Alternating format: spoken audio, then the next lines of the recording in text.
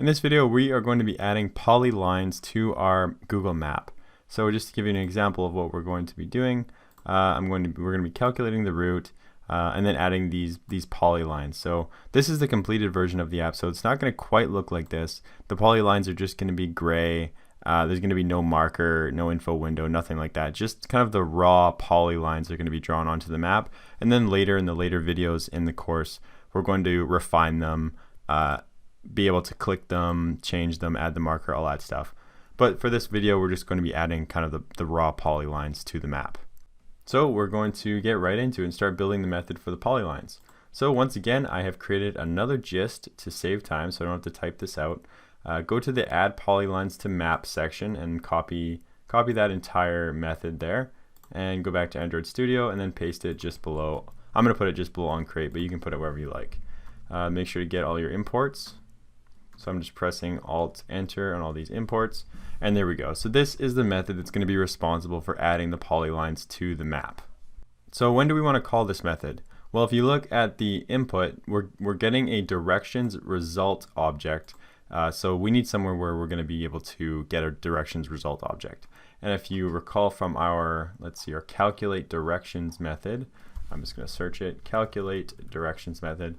That takes a marker as an input, and then down here we have a callback, so a destination callback, where we're getting a directions result as an input here. So this is the perfect place to add our polylines. We click on the marker, we get the directions, and then we add the polylines to the map. So add polylines to map, and we're going to pass the result right there. Okay, so now let's take a look at the method. Let's actually walk through it.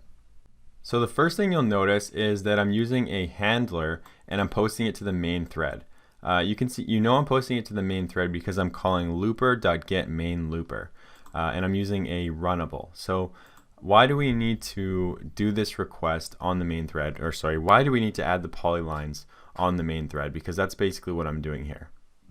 Whenever you make changes to a Google map, if the Google map is on the main thread, then you have to make those changes on the main thread. So because add polylines to map is being called inside of this response right here, it's actually being called within a different context. So in order for us to successfully make the changes to the map, aka add the polylines to the map, we need to make sure that we post it on the main thread. And you can very easily post anything to the main thread by doing this. All you need to do is go new handler, and then do looper dot get main looper. So get main looper, and then when you do post, and then at new runnable, and now anything inside of this run method would be posted to the main thread, and that's exactly what we have down here. So just keeping that in mind, I needed to explain that. And now inside the run method, we are getting all of the directions route objects by calling the routes on the result. So by calling routes, you're getting all the directions routes, all of the all of the little checkpoints along the way for the polyline. And then you want to decode that by writing route overview polyline.get encoded path. So basically what that's going to do is that's going to sum up all of the tiny little checkpoints along the route. And then inside here, we loop through the latitude and longitude coordinates for that one polyline and then add them to this new decoded path array list. So we're creating a list of latitude and longitude coordinates by looping through the decoded path, and then we're adding them to that array list. And then we can create the polyline by calling add polyline on the Google map, and then we want to do new polyline options, and then we add all of the little latitude and longitude coordinates for that polyline. So I'm going to explain that one more time because I know it's kind of weird. It's kind of a weird concept. So you get a Google directions route object.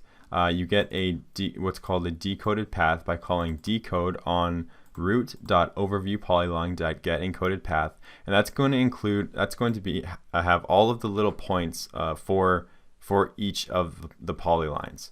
Then I'm creating a new array list which holds latitude and longitude coordinates, and then we want to loop through that decoded path and add all those latitude and longitude coordinates to that array list of latitude and longitude coordinates. Then we can create a polyline by calling add polyline on the Google map and creating a new polyline options object, and then adding all of the latitude and longitude coordinates to it.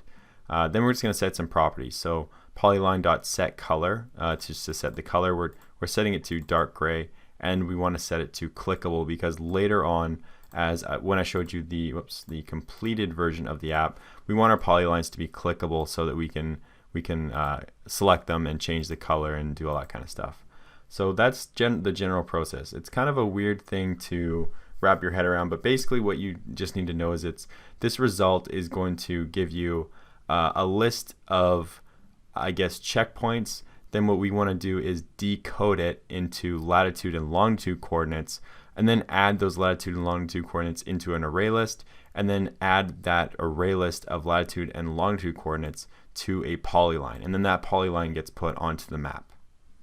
But that's generally it. So now let's run it and see if our what we should see is a grayed out polyline added to the map. So here's the phone. Okay, I'm going to go to the chat room and go to user list fragment, and let's click on any one of the users, doesn't matter. I'll click determine route, click yes, and now I'm going to zoom in and see if those polylines were added, and they were. So that's good. So our polylines are successfully being added to the map. Obviously there's still a lot we got to do here. Like I can't click on the polylines. This should get changed to a marker. The polylines they're not clickable, so they're not changing color. So it's not showing the trip duration, the trip distance, any of that stuff. So there's still a long way we need to go. In the next video, we're going to work on clicking and highlighting these polylines.